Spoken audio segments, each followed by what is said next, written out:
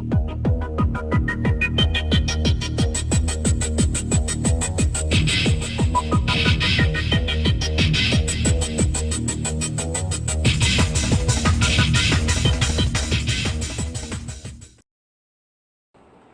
everyone. The theme here, and I want to give my thoughts and predictions of the upcoming WWE Hell in a Cell event of 2015. Now, this is kind of a filler event because it's not being taken seriously anymore due to the matches of the event. But what's interesting about this is this pay-per-view has every championship on the line. It should be like that for every pay-per-view, but usually it's not. So, I'm just going to go ahead and give my thoughts and opinions and maybe even predict a match or two about this. You have the pre-show that's going to be taking place. This is basically a Raw rematch. I don't understand why this is happening because nothing is at stake here. Nothing is. There's not going to be any surprises. There's not going to be any sudden someone's here and someone's coming back. No, it's none of that shit. It's just a 6-man tag match.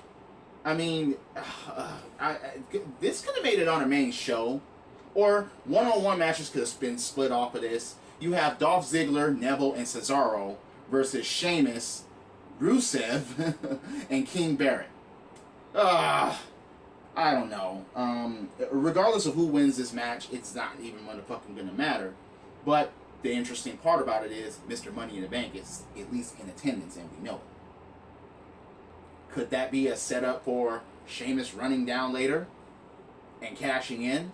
I certainly would hope so. However, I don't think that's going to happen at this event.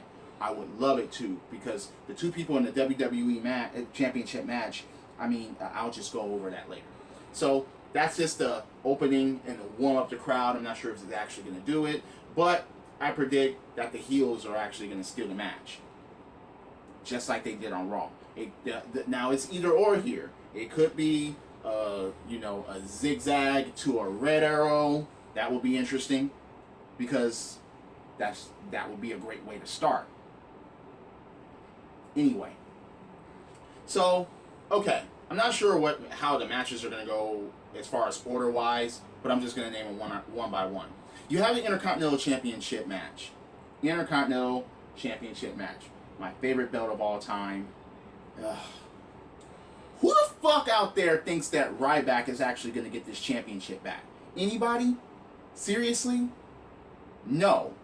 So there's no reason to take this match seriously. I don't think that Kevin Owens is going to cough up the belt this quickly, and especially to Ryback. Ryback was a filler champion in the fucking first place. Even though his run wasn't the worst, there it has been worse. But at the same time, I don't see Ryback getting the title back. Either I see Owens run, or Owens is going to pull it off and walk away with the championship. That's all I see. I don't see Ryback getting the title back.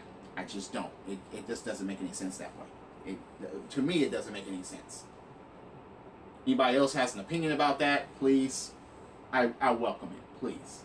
I welcome opinions, debates, conversations. So feel free to comment below. You have John Cena's United States Open Challenge for the United States Championship. Okay, fine. We don't know who his opponent is. So, are they going to call someone up from NXT? Or is Jericho going to come back again? Or are they going to bring somebody new? Like Alberto Del Rio. Not new, but bring him back. There's been talks about him trying to come back to WWE. Or maybe they're in negotiation, but I don't know.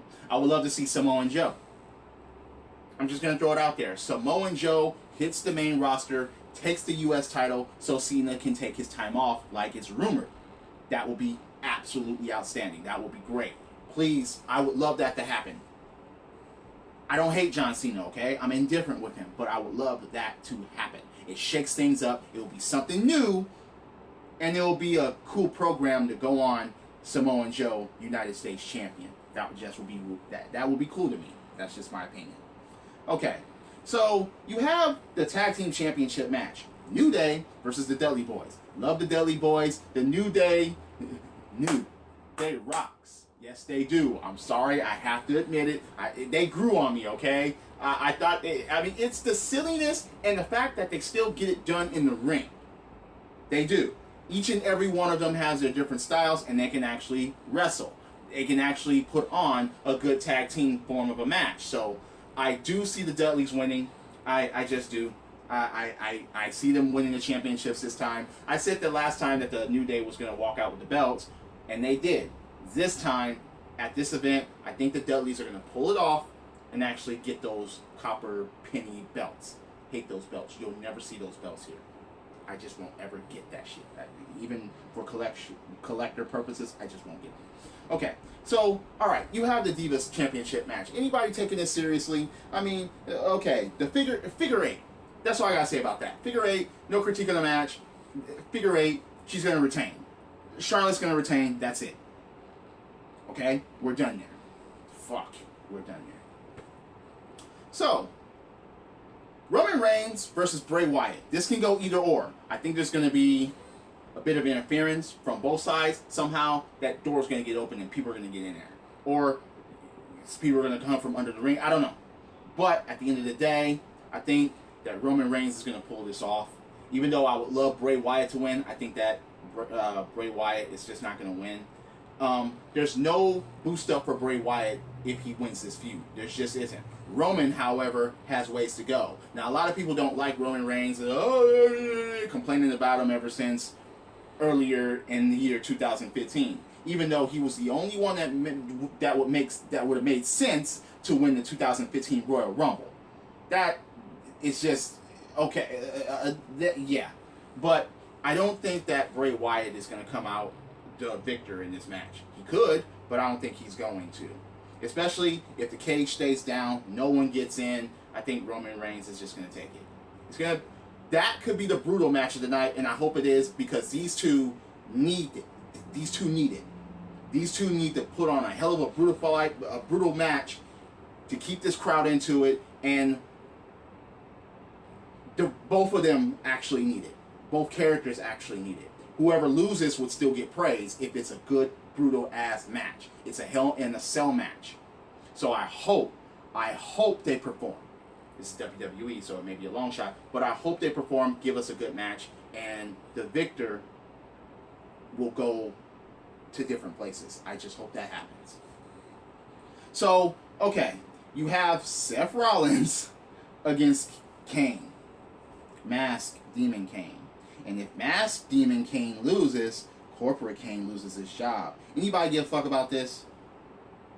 Do anyone think that Kane has a chance of winning the WWE World Heavyweight Championship? Anybody? I don't see Seth losing. I just don't. Even though it will be interesting.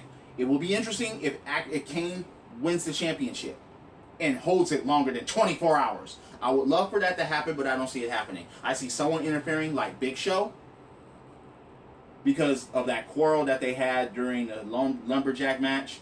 That's what I see. I'm sorry. That's just the way I see that. Or, even if Kane does win, once again, you got the man with the briefcase. You got Sheamus waiting in the wings. Maybe Kane wins it. Big Show, Sheamus, championship. Alright, twice in one night. Cool. Alright, sweep under the rug. We don't have to suffer anymore with Seth Rollins' title reign because it hasn't been anything at all. So, yeah. Oh, by the way, on that John Cena U.S. Open Challenge, as long as it's anyone but The Miz, I'm fine. Moving on. Undertaker versus Brock Lesnar, Hell in a Cell match. This match, okay, I understand why it's happening, but it doesn't need to happen. Especially due to the fact that the Undertaker is not what he used to be. He's just about done here. I'm sorry, folks. There's no way, in my opinion, that this is going to be any type of 5-star match. I just don't see it happening. And the main reason is because they didn't even put on a quality of a match last time they faced each other. It was just, yes, you saw Suplex City, and bravo for The Undertaker for actually doing all of that. But I don't see The Undertaker and Brock Lesnar having a phenomenal match. I don't see that happening. Not this time. They've had a Hell in a Cell match before where it was pretty interesting. Undertaker was still doing the biker shit. He had his broken hand, and they still went at it, and Brock Lesnar came out on top, even though Paul Heyman managed to interfere with a belt holding his hand. But, okay, look, Hell in a Cell match. I want this to be just in this feud, okay? I don't, because what's in it for the victor? This is not a number one contenders match. Both are just going to go away. Both have part-time contracts. Undertaker, I understand. Brock Lesnar, if he was on the main roster, then come on. People say, "Oh, he's a part-timer. He shouldn't be champion." Okay, who the fuck are you going to put against Brock Lesnar for that title, one-on-one, that you're going to think is convincing, that has a chance to take the belt? Anyone? Didn't think so. So I think I got every match, but those are my predictions. Anyone want a question, comment below? Give me your predictions, even though this video is going to go up a couple of days before the event. Or, I don't know. At least WWE is not in trouble like TNA is.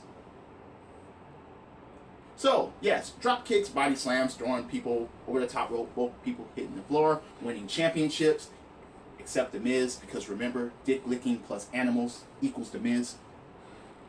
Yes, I'm a wrestling fan. This is the theme, and I'll see you later. Credits.